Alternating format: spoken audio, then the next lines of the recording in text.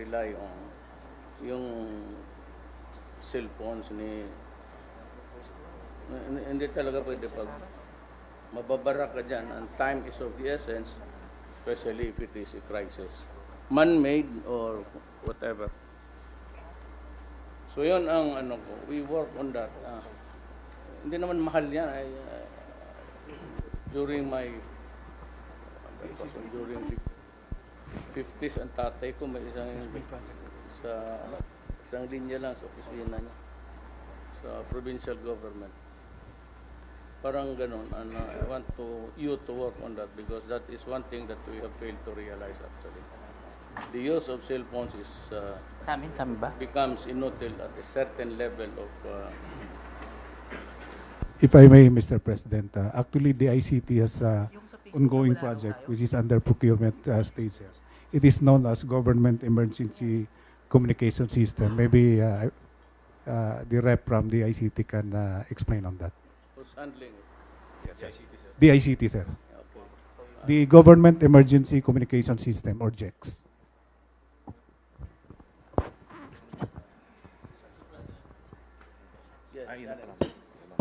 We have Sandali lang ha. Thank you. Yes, sir. Yeah, we have ordered the BOC, the Bureau of Customs, to release to the DSWD all of their seized food items, including rice, for the emergency purposes.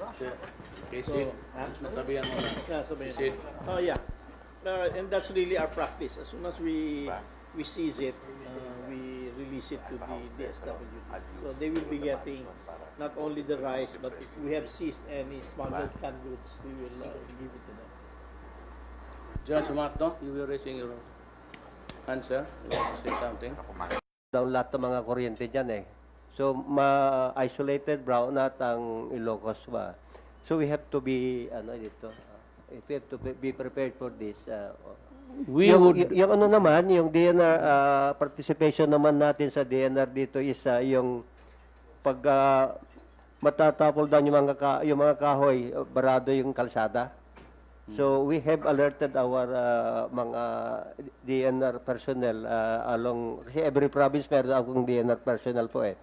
So, yung tutulong sila sa pagputol ng kahoy along yung mga natumba po sa kalsada. Kasi doon nangyari kasi doon sa noon, sa Yolanda, ay hindi makadaan yung mga sasakyan kasi hindi makadaan sa dahil sa naputol na mga kahoy. So we have some provisions for this. In-alert ko na po yung mga sa amin sa DNR. So yun lang po ang aking may Actually, any crisis, you have to reckon with the Murphy's Law. We have the estimates and we have the projections and the reckonings and all. But we would not, it ain't there until it is there. So, pagka ganon, anything can go wrong outside of the projection or sudden shift of that idiot, the typhoon crawling towards North Luzon. So, the best way to proposition, the most accurate way of finding out ano talaga ang nangyari is for Tugade, who comes from Cagayan, and Bello comes from Isabela, to go home there now and watch their own province. How Mr. is that? President, I was talking to Secretary Tolentino. I said, I think the President should designate at least 6 cabinet members to be in these areas of possible calamity, Mr. President. Para may mukha kayo doon sa areas na yon. Your presence must be felt there, Mr. President, through your cabinet members. Hindi na kailangan ako. So, hindi lang kami, Mr. President. In succession, ay total yung trabaho naman niyo really germane or very intimately connected with the wherewithals ng typhoon. You could go there to your province. You will be at home there, Isabela. Art, you have never been to Cagayan ever since, matagal na. No, sigurado ang roads will be clogged as Mark and of course Yes, sir. In fact, sir, nakaschedule na ako sa Tuesday next week. Puta na. Tao mo sa Ilonggo nga. Tapos na yun. Hindi mo pa luma, oh. Mr. President.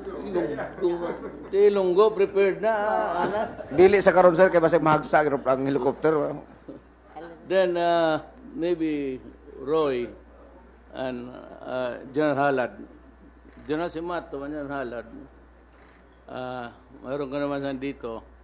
So long as pagkatapos ng bagyo, huwag naman pumunta ng bagyo. After, tapos you have to be there because I said there's so many things. Anything can go wrong, as it will go wrong. Not to our expectations, not within our projections, not included in our forecasts. So, 1, 2, 3, 4, Roy, 5, General Halad also busy. Mr. President, Oh, si, ano, sa education. ay, ikaw ma'am, okay ka na. Wala ka na lang. You know, last year I went to Isabela, to Cagigaraw, and to Cagayan. I also went to Catanduanes, wherever Pero there taga is. Cebu yan si mama, tignan mo kung saan siya umabot. Oo, lahat na, pati Surigao. The love for Siargao. your fellow men. Yes. Mr. President, the Department of Education is responsible for the most vulnerable of possible victims, and these are the learners. And we estimate that about 7 million learners will be affected. So we expect 7.7 million learners to be affected by this set of typhoons. So we are also preparing in terms of monitoring. Perhaps kasi kami up to the level of the school, we have the principals, the division superintendents. Lahat, we have initiated a tracking system. We are tracking all of them, and we have instructed them to stay put, especially during the weekend. So we are in constant touch with them. We have 3 personnel who are also on 24-hour duty here, so that whatever happens is immediately transmitted to the different schools.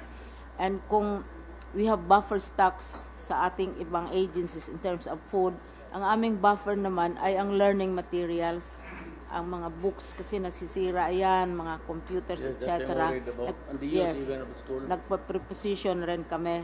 Totoo yung ano sa bata. Mga books nila masisira. And we'd also like to reiterate our proposal, Mr. President, na perhaps we can minimize the use of the school buildings as evacuation centers because the children have to make do with temporary learning shelters, which all, of course, exposes them to greater risk. So we're glad na hindi masyadong marami ngayon na schools gagamitin. Minomonitor namin yan.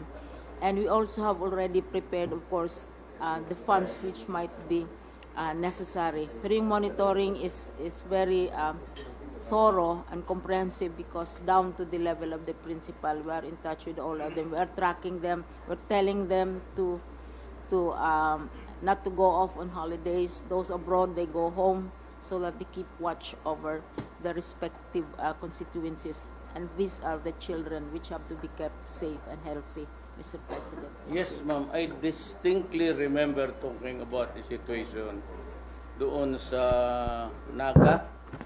Tayo ni Tony Tolentino that it's about time that we build yung semento temporary shelters that can be used by the people during kasi ang ano ko diyan may misgiving ang mga bata napuputol po the longer they stay in the school, the longer would be the disturbance of the education of the children. Also It's true, about Mr. time President. that General Halad thinks of this. Yun talagang mga frontliners na lugar, Leyte, Samar, itong Cagayan, Isabela. Makagawa mo lang tayo parang gym, puro simento. Parang gym lang with so many, perhaps 10 CRs for women and 10, iwalay mo lang, babae, lalaki. parang simple lang na with strong, I think you have to use the metal, iron. Parang gym lang. Habaan mo lang yung upuan para mag... And if we can build about siguro baski 14 muna next year, early next year, kung masali natin sa